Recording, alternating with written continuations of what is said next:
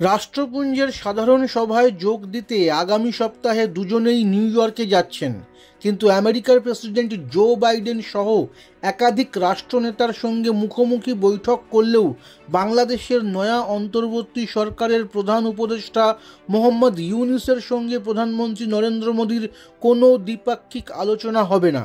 বুধবার বিদেশ মন্ত্রকের সূত্র উদ্ধৃত করে প্রকাশিত একটি খবরে এই দাবি করা হয়েছে। গত 5ই আগস্ট জনবিক্ষোভের জেরে বাংলাদেশের প্রধানমন্ত্রী পদ থেকে ইস্তফা দিয়ে ভারতে চলে এসেছিলেন আওয়ামী লীগের প্রধান শেখ হাসিনা। সেই থেকে তিনি ভারতেই রয়েছেন।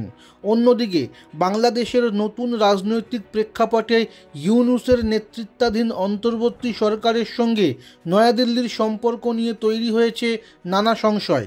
ইউনূস নিজে একাধিকবার হাসিনার প্রত্যর্পণ এবং ভারতের থেকে প্রাক্তন প্রধানমন্ত্রীর বিবৃতির প্রসঙ্গ তুলেছেন। পাশাপাশি দিল্লির বাংলাদেশ হাইকমিশন এবং কলকাতার ডেপুটি হাইকমিশন থেকে হাসিনা জামানার 2 কূটনীতিককে বরখাস্ত করে বার্তা দিয়েছেন নয়াদিল্লিকে। তাছাড়া কিছুদিন আগে হাসিনার কূটনৈতিক পাসপোর্ট প্রত্যাহার করেছে ইউনূসের নেতৃত্বাধীন অন্তর্বর্তী সরকার। ফলে তিনি ভারতে কতদিন থাকতে পারবেন তা নিয়েও তৈরি হয়েছে জটিলতা। নয়া সরকারের জামাতে ইসলামী, হেফাজতে ইসলামের মতো চরমপন্থী দলগুলির প্রভাব নিয়েও সংশয় তৈরি হয়েছে কূটনৈতিক মহলে।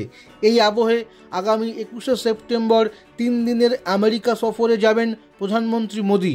রাষ্ট্রপুঞ্জের সাধারণ সভায় বক্তৃতা করার পাশাপাশি চতুর্দেশীয় অক্ষ কোয়াডের শীর্ষ বৈঠক এবং ভারতীয় বংশোদ্ভূত ও অনাবাসী ভারতীয়দের সভায় যোগ দেবেন তিনি।